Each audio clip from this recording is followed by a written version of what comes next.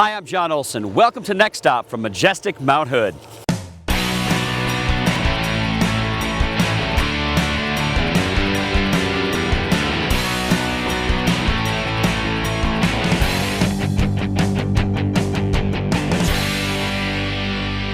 Oregon's Mount Hood territory is one of the most spectacular regions in the world. This lovely area is ripe with activities to explore, and that's exactly what we'll do on this episode of Next Stop.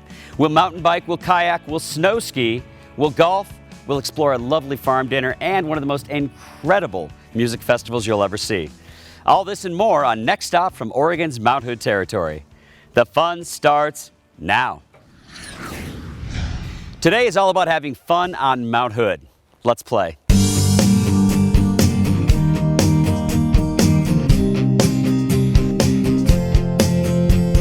So Steve, I've gotten to do a lot of very cool things on Next Stop, but I have never skied in August. It's the place to be. It's really about the only place you can do it, unless you're in the southern hemisphere, so. It's the only place in North America you can ski, right? Right. That's so cool. Obviously, we're not alone. There's a lot of people here. And there's probably at least 15 camps up here today. Over there, all of the race camps, they're running lanes, getting better at running gates, and usually most of them are competing. So you're saying pretty much anybody who's anybody in the skiing or snowboarding industry makes a trek to Timberline in the summer because this is really the only place they can train. Absolutely. So we're gonna ski this today, obviously. How is the snow different? Educate me. Okay. Well, it's all been recirculated over and over again.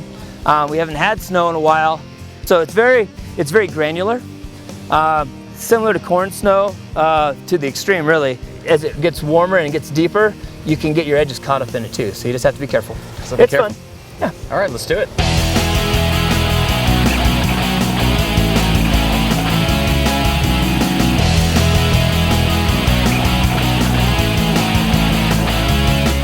So there's one more thing I can check off my bucket list. That was awesome. Yeah, you got a couple miles of skiing in this morning. Good job. It was good, and then you can't come to Timberline and not talk about the lodge. This is like legendary. Right. It's a historic monument, and I love coming up here and enjoying the pool. This is awesome. Mount Hood right behind you. Yep. This just doesn't get any better. Nope, this is where I like to end the day, given the opportunity. Well, thanks for your time today, buddy. It was my pleasure. We're off to Mount Hood Ski Bowl to continue our day on Mount Hood.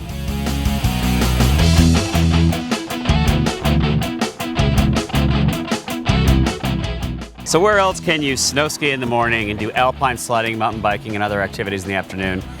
Mount Hood, that's where. That's right. This is the spot, Mount Hood Ski Bowl. This is awesome, man. Now, I've been here in the winter, but I've never been here in the summer. You guys have over 20 activities? Yeah, we've got over 20 attractions where you control the ride, including Northwest's only half-mile dual alpine slide, which is right here behind us.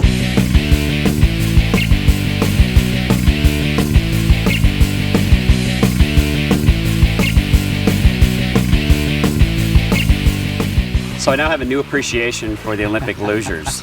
That pretty fun on that alpine slide, wasn't it? That was a blast. You got cruising, man. That was a blast. Yeah, good times. Now mountain biking. This is the easiest run that you guys have here. It doesn't look that easy to me. Right, this is our 4-acre free ride park. We've got 3 trails, easiest, more difficult, most difficult. We're about to go down the easiest because I'm in the same boat as you. I'm not quite, there yet. Let's do it. All right.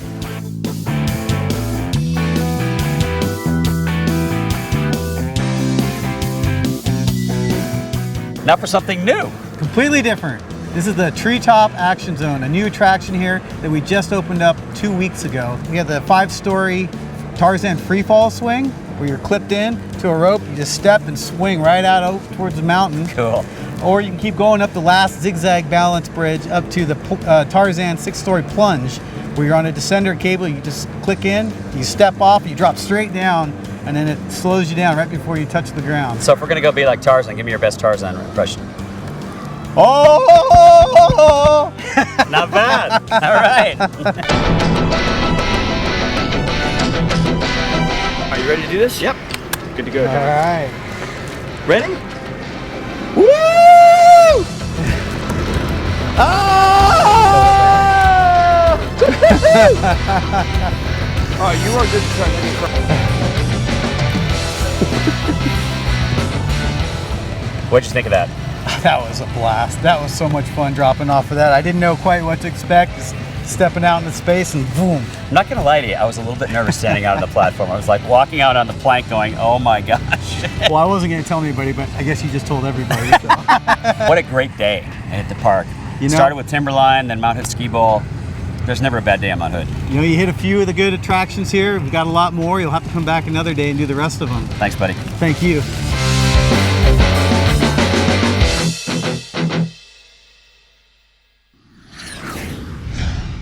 Up next, we kayak to stunning Willamette Falls and enjoy some of Oregon's bountiful gifts.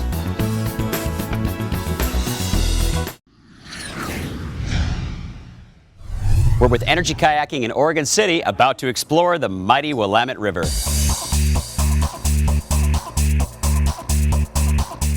welcome to eNRG Kayaking. My name is Sam Drivo, and we're down here on the wonderful, mighty Willamette River, about a mile below Willamette Falls, and we're just gonna paddle up to the falls, and in the process, check out a couple of the great sights along the way.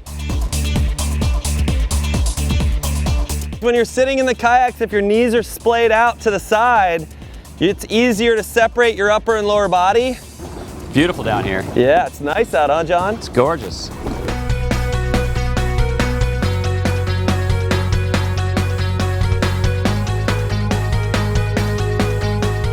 Anybody know what kind of rocks these are here? Hard? Hard rocks? Yes, the rocks are hard here. It's Columbia River basalt. So this arch bridge right here is the first single span arch bridge ever made completely out of concrete by an architect named Conde McCullough. And there's about 150 other bridges in Oregon that were designed off of this bridge.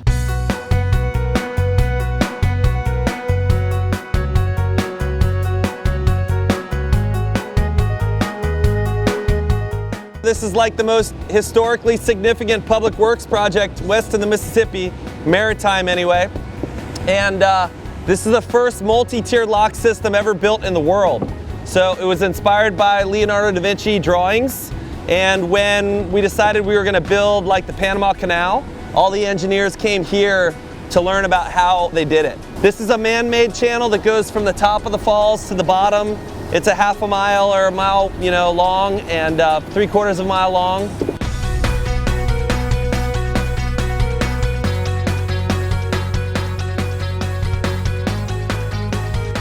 This whole area over here, like I said, it was a flour mill, and then it turned into a woolen mill. And back in the early 1900s, I think it was by 1915, they had created and sold over $5 million worth of woolen merchandise, mostly for the federal government, for World War I uniforms and blankets. You can see upstream from here that you can just start to see Willamette Falls.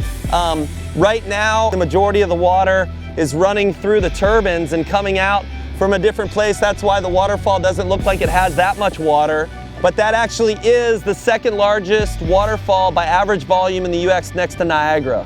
But as you can see, the majority of the water right now is coming out of those generators. Everybody has their AC kicked on right now. The power usage or the power demand is high at the current moment.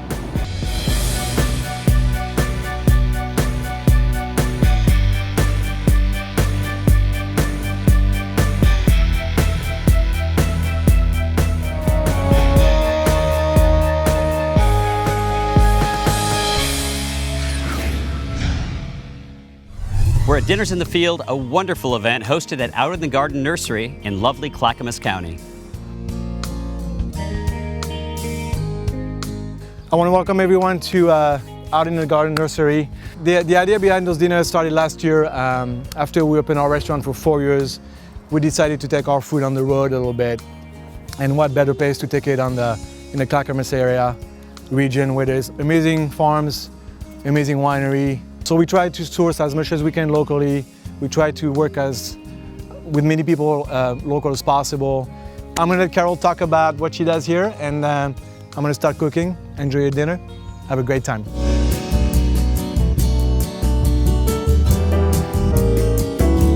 When we moved in, the house, the shop, and the main barn were here, and the trees. and nothing else was. So everything else my husband and I have created ourselves. These are your babies. They are. What's unique about this? The reason we did the display gardens is, one, we're gardeners, we love plants, we wanted to make a beautiful place to share with everybody. But it's also a great tool for selling our plants, because I can show you this plant at a mature form, what it's going to look like, where it does well. What's the difference living out here? This is kind of just so peaceful. Yeah, well, that's the best thing. And well, I was raised on a 500-acre tree farm, and here we are 11 years later with this. Now, you mentioned goats. Yes, I want we to have meet the goats. Okay, we'll go meet the goats. Do they all have names? Yes, of course they do. This is Emma. Hi, Emma. This is Emma. This is Scotty. So they're gonna fight over you on who gets rubbing and loving. I'll take Emma. You have some amazing neighbors just We do. across the street, We Rossi do. Posse Elk Farm. Yep. My husband and I are actually official elk wranglers. We help them handle the elk if they need, or emergencies, or I was over this spring tagging calves.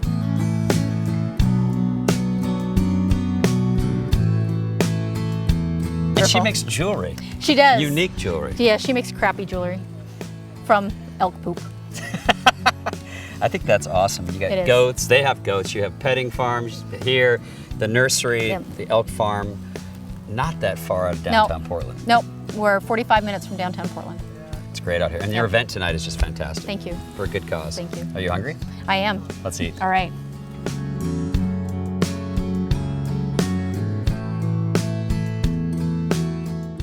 Mary, this is what it's all about. Thank you. It's a beautiful night and a very beautiful event. Locals getting together, supporting the local farmers, having a good time in a beautiful setting. Now, you mentioned how you met Chef Pascal and how this sort of synergy just kind of happened. Yes, we were learning about different ways that farms stay viable in Oregon's Mountain Territory. And he mentioned that he had tried a farm dinner. And so from there, the idea kind of blossomed. And what a great combination to be able to come and try some of the food that's grown here in the area, and also to try some of the beverages that are produced here. Well, congratulations on your success. Oh, well, thank you very much. I'm going to go try some of the food and try some of the beverages. I think we should. Thanks, Mary. Yes.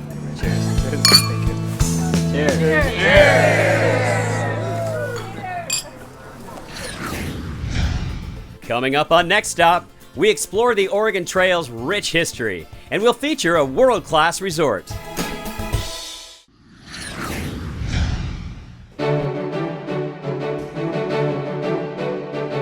We're in Oregon City at the end of the Oregon Trail Interpretive Center. Before we talk about the end of the Oregon Trail, Missy, let's talk about the beginning, which kind of is what this represents. That's right. We are standing in Independence, Missouri. This part of the room is all the things they would have to leave behind. And this is all the stuff they need to take with them. These things right here are for one person, all those increments. 75 pounds of bacon kind of stands out to me. I kind of like bacon. Bacon makes everything better, right? You could make it if you had your bacon. So, Missy, how long did it take to get from Independence to Oregon City? 6 months. And the way they knew when to leave, they had to do with the grass in Independence, because they wanted their oxen to have a lot to eat, good food to eat as far as possible before they had to start looking for their food. It's the end of the trail because we're the only land claim office west of the Rocky Mountains. Even San Francisco had to come up here to file their plot plan. So I love how interactive this is. You've got Lincoln Logs over there, you have tablets for people. This is really a self-guided tour. It really is. And it's really, I even recommended people bring their children, and I know there's a lot of museums that have artifacts like this that don't necessarily relish 6 kids coming in and Touching things. touching things, but we let them touch them, we let them run, and because there's lots of space, and so that they really get a good feeling about what, they listen too. Sometimes they're more engaged than the adult.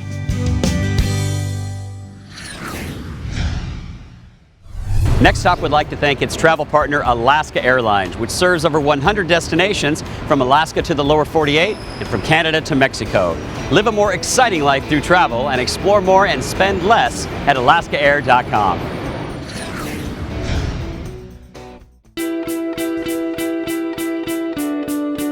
We're at the Resort at the Mountain in Welches, Oregon, just a few minutes outside of Portland, John, but I feel like I'm a world away from the hustle and bustle. This is spectacular. Thank you. Well, it's the first golf resort in Oregon, and it's the only mountain resort in all of Oregon. You're full service. You've got a really nice spa. We checked that out today. Right.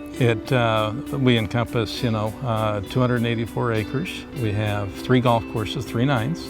We have 2 restaurants, 2 bars, 15,000 square feet of indoor meeting space. We have croquet, we have lawn bowling, we have a wedding lawn. The Salmon River runs right by our golf course, and we have the Weeburn, which is a spawning salmon stream.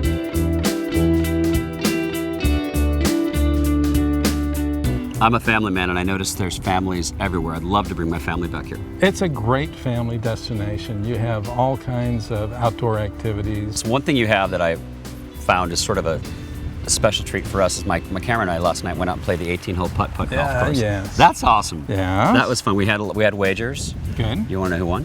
No. Okay. Because I already know that you're going to tell me you did. I did. That's good. That's good. There's an international flair here too. I noticed there's like a British phone booth, and you've got the Wee Bite over here. I've heard a lot of accents here. There's a lot of people, a lot of international travelers come here. This backdrop is just absolutely spectacular. Now, I haven't played golf here for several years. Many years ago I did, and I remember it fondly. It was a challenging course, but a lot of fun. But I think today, I'm here, the weather's perfect, I should play some. We need to get you out with Bryce Finman, who's our head golf professional, and he's going to get you out on the golf course in just a few minutes. I'm in. So you're going to get ready to hit this shot here. Your 5-iron probably should pick you right over that rock. But there is a little risk reward here, and if you really wanted to get close to that green or a chance to even drive the green on a par 4, you're going to want this. So this is a great hole to start off with. A little risk reward right out of the gate. Let's do it. Okay. Oh, sounded good. So I'm digging the course, I'm digging the resort, but I'm digging the pink putter. Leave the putter alone. We're gonna go into the pink putter. I like it, it's cool. What makes it go in the hole, we don't care what it looks like, right? No, we don't. No. Looks don't matter. That's my angle. Well, I like it. I love the course though, man. This has been, what a job you have, what a place to work. What a sense of place at the base of Mount Hood, the only course in Oregon like this. It's unique. I love being here.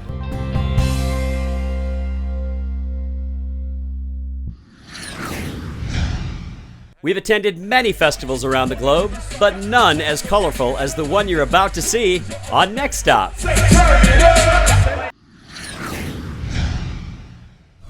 We're in Happy Valley, Oregon at the Pickathon Music Festival.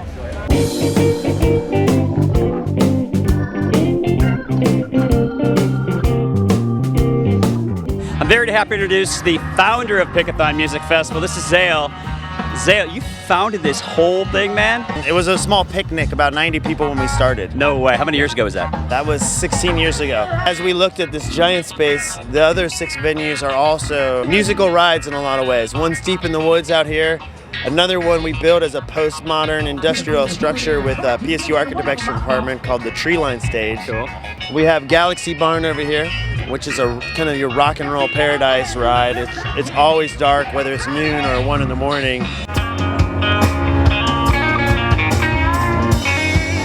Everything's different, man. You have so many different feelings going on here, so many different moods, and the people going here, everybody looks so colorful. This is one of the most colorful festivals I think I've ever been to. That's great. I mean, we have a high praise. We have a lot of bands who played last year and previous years. They're on vacation here.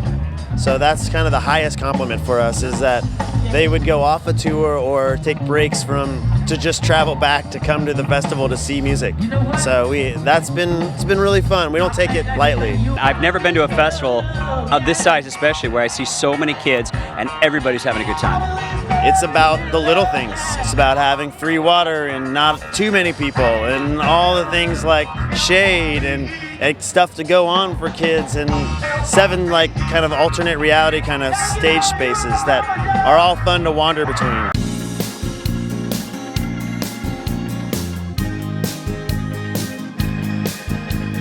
The production staff behind the scenes here at the music festival is amazing. We ran into Bobby here, who you go to festivals all over the place, right? Yes, I do. I've done String Summit you know, all those big festivals. It's an amazing festival. I mean, I probably do 10 a year from here across the country, and by far, I'll give up anything for this festival. I think I'll be back next year. Tell us about what you got going on here. This is awesome. This is a jib that I built about 4 years ago. I came out from New York. I worked jib, you know, here and there, and I said, you know, I want to build one. You know, with this, we get the overhead shots. You know, anything that regular cameras on the floor can't get, I kind of come over the top during, you know, guys, you know, jamming out on their guitars across the crowd. So it's, I mean, how do you beat it?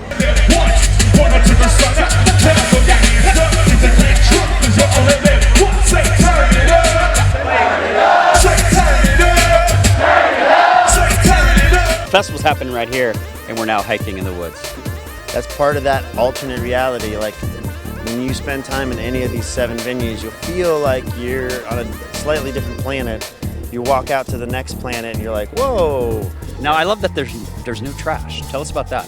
We have these cups that we sell or you bring from last year, and you drink anything out of them. Your responsibility to kind of carry this around. And then we have a food token system where you buy a token or your dishes, you give them to a vendor. When you're done eating, you take the dirty dishes to our dishwashing station. So there's nothing being thrown away, no biodegradable, like, you know, everything's being washed. We've been to a lot of festivals, but none as eclectic, entertaining, and colorful as the Pickathon Music Festival.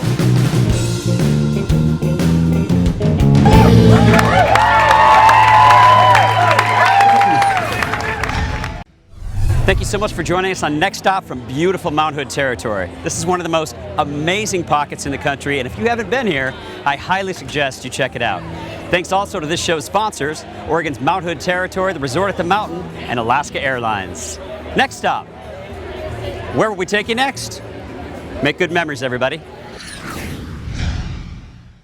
Who gets rubbing and loving? I'll take Emma. Yeah, Emma's a doll. And so Scotty went to the cameraman, and he's actually gives really good massages. Sometimes if you get him just right, it's better than a deep tissue massage. Scotty. He's pretty good.